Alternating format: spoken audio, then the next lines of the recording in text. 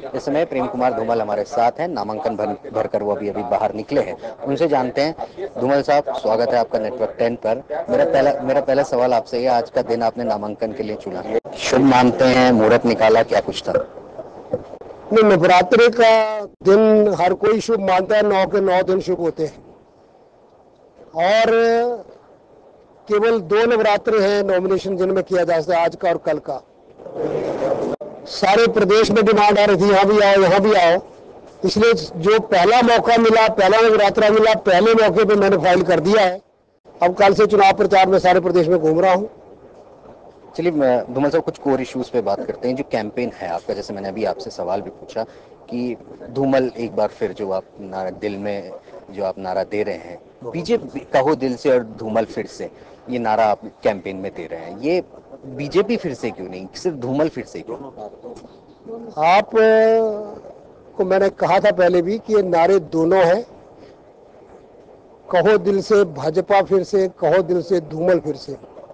इस देश में व्यक्ति का नाम भी चलता है, हमारी परंपरा संगठन को ऊपर रखने की, इसलिए भाजपा हम पहले कहते हैं और किसके नेतृत्व में होगा, क्योंकि पार्टी में कोई कंफ्यूजन नहीं है, इसलिए व्यक्ति का नाम लेके कह रहे हैं वो धूमल फिर से। और मुझे लगता है किसी को आपत्ति भी नहीं होनी चाहिए।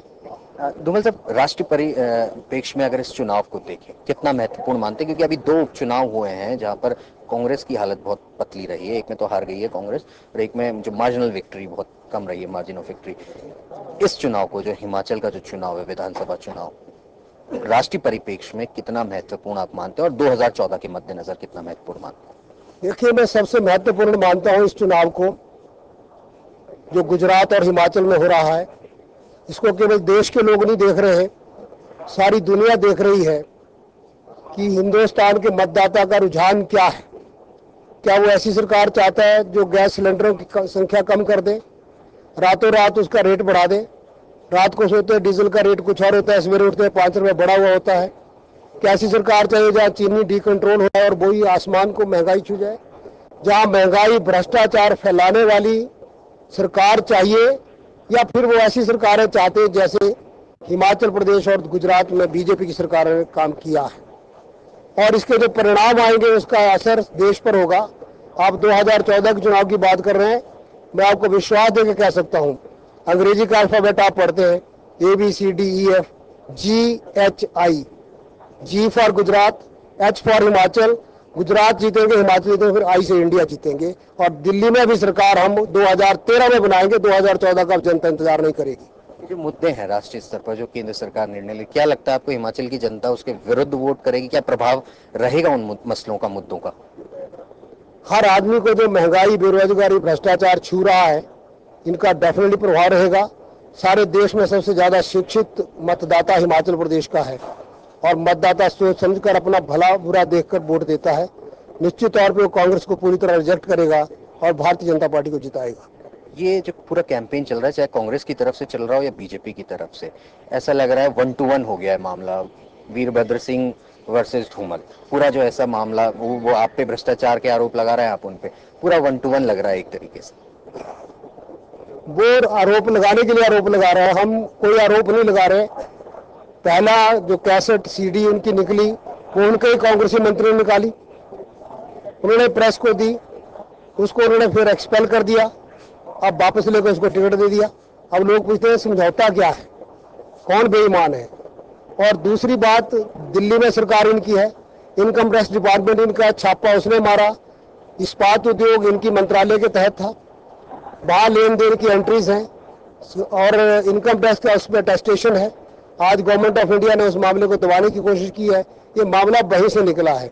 आप जैसे एक चैनल ने उसको रिलीज किया है, इसलिए मामला जनता जनार्दन तो जानना चाहती है कि ये बीबीएस है कौन, और इसमें इतनी शर्माने की बात क्या है? कह दें कि मेरे महकमे में कोई और भी बीबीएस था तो बात खत्म हो जाएगी। धूमल साहब, एक आखिरी प्रश्न मेरा ये है, हालांकि मेरी पहली जनसभा है जो मैंने आपकी अभी सुनी है, पहली जो एड्रेस आपने की है वो मैं उसमें पहली जनसभा थी मेरी, लेकिन मेरा एक सवाल है, इस पूरी जनसभा में जो सबसे महत्वपूर्ण मुद्दा है, और जब हम अपने चैनल में फोन लाइंस खोलते हैं तो पूरे हिमाचल से हमें फोन आते हैं, जब गैस के मसले पर इस जनसभा में एक भी बात नहीं की गई।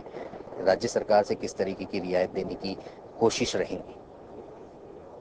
सारे देश में सबसे कम बैट अगर लगाया गया तो हिमाचल प्रदेश में है, वैल्यू एडेड टैक्स जो है, जो बेस रेट देश में है वो 20% है, कई राज्यों में 23, 25, 30% है, हिमाचल में 9.6% है, इसलिए हमने पहले ही बहुत राहत दी हुई है। दूसरी बात, केंद्र हर चीज, कल को केंद्र कहे कि हमारे पास फौज लड़ने के लिए हिमाचल पुलिस को बॉर्डर पे भेज दो, तो हमारा दायित्व तो नहीं है, इसलिए ये सब्सिडी देना केंद्र का काम है। इसलिए मैंने कहा 2012 के दिसंबर में भारतीय जनता पार्टी सरकार यहाँ बनाओ और अप्रैल मई में वहां पर दिल्ली में भी भारतीय जनता पार्टी के मित्रों में एनडीए सरकार बनेगी। हम देंगे गैस सस्ती जैसे अटल बिहारी वाजपेयी के टाइम दी है। धन्यवाद। चलिए धूमल साहब, बहुत बहुत शुक्रिया हमसे बात करने के लिए। ये प्रेम कुमार धूमल थे जो कह रहे थे कि इस बार बीजेपी की जीत सुनिश्चित और राष्ट्रीय परिदृश्य में जितनी भी चीजें चल रही हैं वो उसके अनुसार हिमाचल का वोटर वोट डालेगा। कैमरामैन आशीष के साथ रॉबिन सिंह चौहान, हमीरपुर, हिमाचल प्रदेश।